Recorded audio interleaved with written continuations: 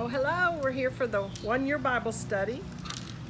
We're getting up there. We're not quite halfway through the 1 year Bible, but we're getting close. Look at all of that. This is all that we've read here on this side.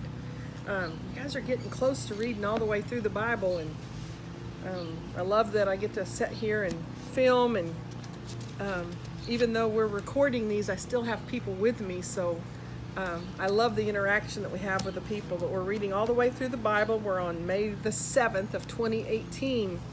And golly, there's just so much. I'm going to try not to be long-winded today. Yeah, I know, they're laughing at me. But we're in 1 Samuel, starting 1 Samuel, chapter 1 and chapter 2. And of course, this is where Samuel becomes the priest, but it's the story of Samuel's life. And where it starts off from the beginning, it gives us the background. So Eli is a prophet of the day, and he has 2 sons, and his sons are the priests that are assigned to be priests at this point in time for the tabernacle. So they accept the offerings and stuff. And so anyway, Hannah would come up. Hannah is one of 2 wives of this man, and they would come up to the tabernacle to pray, and Hannah is barren. So again, it comes to mind back then under the old covenant how important it was to have children. She just felt less than the other wife because she hadn't given her husband any children at all, and especially sons. I mean, it really and truly was about the sons. So much going on in my mind about these readings. So back then it was all about being fruitful and multiplying, populating the earth. I mean, it was everything. It was so much that Hannah's just reduced to tears and wouldn't even eat. I just get so tickled at what her husband said to her in verse 8. He says, well, why are you crying? This is her husband. Why aren't you eating? Why be so downhearted just because you have no children at a time when having children was absolutely everything? See, he could be that way because his other wife had already given him sons. And then he says to her, you have me. Isn't that better than having 10 sons? And that was really a cruel thing to say. That was not being nice at all. So about this topic of having children, and specifically having sons, you know, under the new covenant, you and I are called to bear fruit. Back then, their fruit was their sons. They were to have children, and their whole status in life was how many sons did you give your husband? For a man, it was how many sons do I have to carry on my name? Because when God said go forth and multiply, it was the all in all for them. I mean, their whole identity was wrapped up in how many sons they have. Well, our identity today as followers of Christ, it should be how much multiplication are we doing? How are we multiplying and filling the earth? But it's with our fruit. So the fruits of the Spirit is our love and our kindness and our long suffering and our patience. So anyway, there's a type and shadow there of how their identity was wrapped up in what they produced, and our identity should be wrapped up in what are we producing? How fruitful are we being in the earth? It's an interesting way of looking at it. I'd never thought of it that way actually until I read it this year. But on with the story. So we got the historical text, but we've got the spiritual meaning of the text and how it applies for us today. So already there's one way that it applies for us. So anyway, after her husband makes light of it, Hannah's in deep anguish in verse 10, crying bitterly, she prayed to the Lord, and she made this vow, O Lord of heaven's armies, if you will look upon my sorrow and answer my prayer and give me a son, then I will give him back to you. And I couldn't help but think, I know of people right now today that haven't been able to have children and what they wouldn't give to be able to have a child. And so she vowed that if she had a son, that she would give him back to the Lord. And you know, you and I might think about that and giving him back to the Lord, and especially in today's age, we're under the grace, we're not under the old covenant.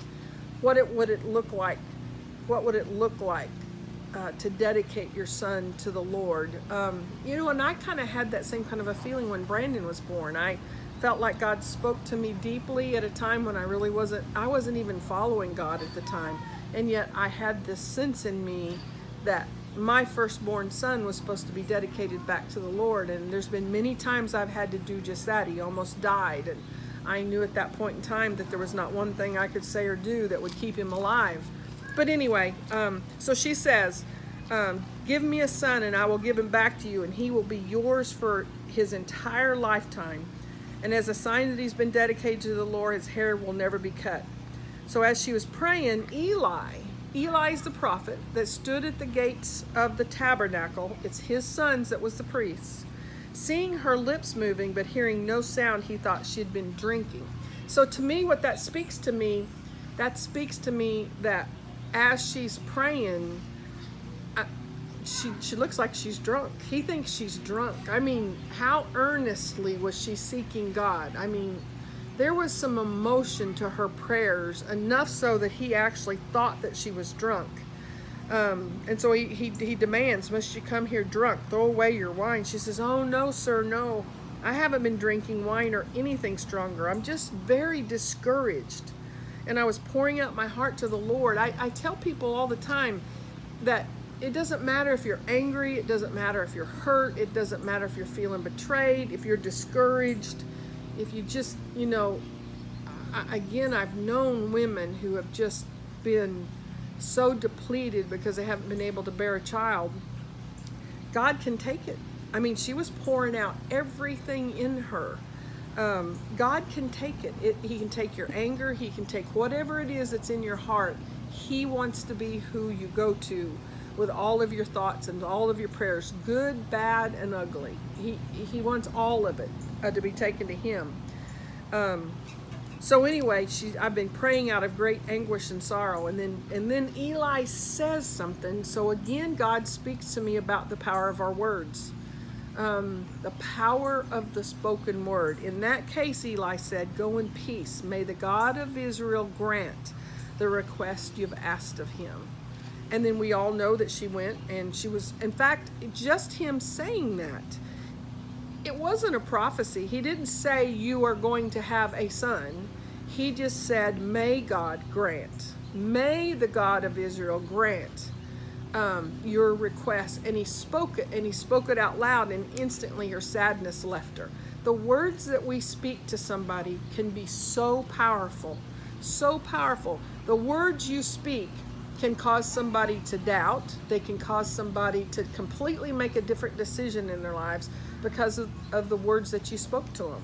Or the words you speak can take somebody's sadness away. But I believe right then and there that what happened is the words he spoke caused hope to come alive in her heart. Her sadness left and hope filled her heart full that she believed that she might possibly have a son. So they went back home, and her husband and her slept together, and the Lord remembered her plea, and then she gave birth to a son, and she named him Samuel because she said that I asked the Lord for him. So that's what Samuel means, the name Samuel. So then it's time for the annual trip to the tabernacle, to the temple, to offer the sacrifices, and she says, no, I'm not going to go. I'm going to wait until he's old enough to be weaned. So I can just see this mama taking every minute she could have with her son, keeping him close. And I think there's nothing any stronger than a mama breastfeeding her baby, that bond that's there. And so she wanted to relish every minute. She wanted to make sure he was old enough, because when the child was weaned, Hannah took him to the tabernacle. and they also brought the sacrifices. And then she asked Eli, sir, do you remember me? I'm the very woman who stood here several years ago praying to the Lord. And I asked the Lord to give me this boy, and he's granted my request. Now this is how much she loved God first, but she loved her son. And she said, now I'm giving him to the Lord, and he will belong to the Lord his whole life. So she had made a vow to God, and she was willing to keep it. She was so grateful to have this son. And so she turned Samuel over to Eli, and at weaning age, as soon as he was weaned, she gave this son Samuel to Eli. And then she wrote a song. She prayed a song, "My heart rejoices in the Lord. The Lord has made me strong." And on through that song, several verses, she says, "No one will succeed by strength alone." That's a powerful statement that she makes in her prayer, which become a song. But anyway, just the idea of giving up your son back to the Lord and physically having him taken from you. She went back and she brought clothes to him. She went back and she made sure he was okay, but she really dedicated him to the Lord, and there's some purity in that. It was just and the boys served the Lord by assisting Eli the priest. Then it goes on in today's reading and talked about how, well, it's just pretty plain. It just says it. Now the sons of Eli were scoundrels. They had no respect for the Lord or for their duties as priests. And then it goes on to talk about how they stole the meat from the sacrifices that was being offered. They would send people and have them take away the meat and it really emphasized, you remember this year when we read in the Leviticus about the sacrifices, how they had to burn the fat and it was a pleasing aroma to the Lord. It really makes a point that these two young men, Eli's son, who were serving as a priest, would have the meat stolen before the fat could even be burned, and how horrible it was. In verse 17 it says, "So the sin of these young men was very serious in the Lord's sight, for they treated the Lord's offerings with contempt." But Samuel, though, he was only a boy and he served the Lord. And then down in verse 20, before they returned home, Eli would bless Hannah and her husband, and then he used his words again. The power of our words. What are we speaking out of our mouth? "May the Lord give you other children to take the place of this one that she's given to the Lord." And the Lord blessed Hannah, and she conceived and gave birth to 3 sons and 2 daughters. Meanwhile, Samuel grew up in the presence of the Lord. There is no doubt in my mind whatsoever that had he not spoken those words, she had not had those children. So then, moving on to John chapter 5, and the story just gets better. I'm just telling you, I just can't wait for tomorrow's reading to go ahead and continue about Samuel. But and then we're in my favorite chapter, which is John chapter 5, where it's not my favorite chapter. My favorite book is John. But this is where Jesus returned to Jerusalem after the holy days, and so he's in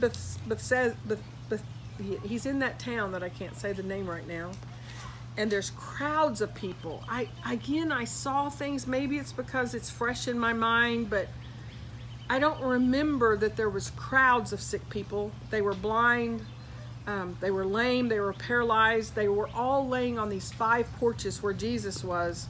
And one of the men lying there had been sick for 38 years. Now they were there trying to get to a pool that they believed the angels come in and stirred the waters of this pool, and that if anybody that could dip themselves in this pool, they would be healed. That was what they were there for. But this man had been sick for 38 years. But when Jesus saw him and knew he had been ill for a long time, he asked him this question: "Would you like to get well?" There's an airplane overhead. I love being outside. There was a lawnmower going back here a while ago. The birds, I hope you guys can hear the birds. The birds are everywhere out here. God's glory is surrounding us. We got a fountain running. We can hear the water. Anyway, would you like to get well? Isn't that an interesting question for Jesus to ask a man who's been paralyzed, laying on a porch, you can't walk? Would you like to get well? Do you know that we get so comfortable in our sickness that there's times that we get where we just don't want to get well? We can have issues that we know are anti-God. They're opposite of what God wants for us. But we're so comfortable in this wrong thinking that we don't want to be delivered from it. We don't want God to change us, because if he changes us, what would we do? Just like this man, think about it. 38 years. For 38 years he's paralyzed. He doesn't even know what it's like to walk. I mean, our fear oftentimes is grounded in the fear of the unknown. He doesn't even know what it would feel like to stand up and put one foot in front of the other and then the other. It's scary. And we let our fear overpower the glory of what God wants to do inside of us. What is he asking you? Do you want? Do you want to get well? Would you like to get well? It just seems like such a weird question, and yet that's where the true issue with this man lied. And then listen to his answer. His answer, I can't, sir. Well, right there settled it. I can't. The sick man said, for I have no one to put me in the pool when the water bubbles up. It's all these people's fault that I'm not better. It's always somebody else's fault. Well, it's somebody else's fault that I think this. Well, it's somebody else's fault that I got mad. Well, it's somebody else's fault. It's her fault that I behaved the way I did with her because, you know, that woman. Or well, it's Tom's fault because he made me mad. Or it's always somebody else's fault. For no one will put me in the pool when the water bubbles come up. Someone else always gets there ahead of me. I'm always last. I'm always... Oh, woe is me. Back to the question, would you like to get well? And his answer was, I can't. And so Jesus just said, stand up, pick up your mat and walk. It's just that simple. Get up, get up. Boy, those words speak to me. There's been times when I just, man, when a cloud of depression gets on you, have you ever felt that cloud of depression? It's like it weighs 2,000 pounds. It's dark and it's dreary. You could be out here in this beautiful sunshine, and if you're under a cloud of depression, that depression hangs on you and it feels heavy. And the last thing in the world you want to do is get up out of this chair. But he's saying, get up, get up. And instantly the man was healed. Wow. Wow. Then he tells him, it's not the only encounter he has with him. So this man has a wrong mindset. He's thinking things wrong. See, if we don't acknowledge that the thoughts we think are wrong, we'll never have change. I mean, if I've done all the research, I've looked it all up, and I'm convinced that I have such and such. I mean, that's what we do anytime the doctors say, you know, oh, this is your diagnosis. Oh, we get on the internet and we start looking it all up. Or, you know, I've got this wrong mindset going and I believe I'm different than everybody else. So let me check it out, and I'm gonna do all the research. Oh yeah, that's me. Oh yeah, that's how I feel. That's how I respond. And then that wrong mindset, and we're not willing to ever agree with what the word says, and that is, I'm thinking wrong. It starts in our thoughts. It goes from our thoughts to our heart, and from our heart back to our thoughts and out of our mouth. If we don't admit that we've got wrong thinking, then we're not ever going to be healed from it. So anyway, this guy had wrong thinking, so it's not the only encounter he had with him. Jesus said instantly the man was healed, so he rolled up his mat and he began walking away, and this miracle happened on the Sabbath, so of course the Jewish leaders are having a fit. They said, you can't do that. You can't heal people on the Sabbath. And so he replied that the man who healed me told me to pick up my mat and walk. And they said, well, who said such a thing? And so he didn't know because Jesus had disappeared in the crowd. But afterwards, Jesus found him in the crowd and at the temple and told him, now you are well, so stop sinning. See, just because he was healed didn't mean his mindset had changed. He told him, now you need to stop sinning, or something even worse may happen to you. He gave him a choice. I set before you this day blessings and curses, life or death. And that's exactly what Jesus told him, that he had a choice to make. And so then he goes on, as they are giving him down the road, the Jewish leaders are giving him down the road over what he did on the Sabbath. He says, my Father is always working, and so am I. So the Jewish leaders tried all the harder to find a way to kill him, for he not only broke the Sabbath, he called God his Father, thereby making himself equal with God. The Pharisees knew that if he truly was the Son of God, that he was equal with God. Well, you and I have been adopted as sons and daughters. Does that make us equal with God? Because that would make himself equal with God. See, it's not about that I'm trying to convince somebody that we're equal with God. It is that I want you to know who you are in God. That is where the power comes.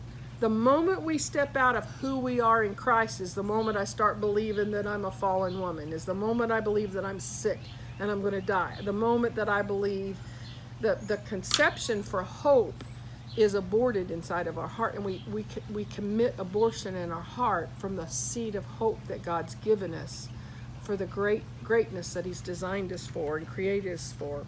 So Jesus explained, I tell you the truth, the Son can do nothing by himself. I can do nothing by myself. He does only what he sees the Father doing. I only want to do what I see my Father doing. Whatever the Father does, the Son does also. For the Father loves the Son and shows him everything he is doing. In fact, the Father will show him how to do even greater works than healing this man. And that's what you and I are called to go do. Even greater things. When's the last time you laid hands on somebody and they were instantly healed?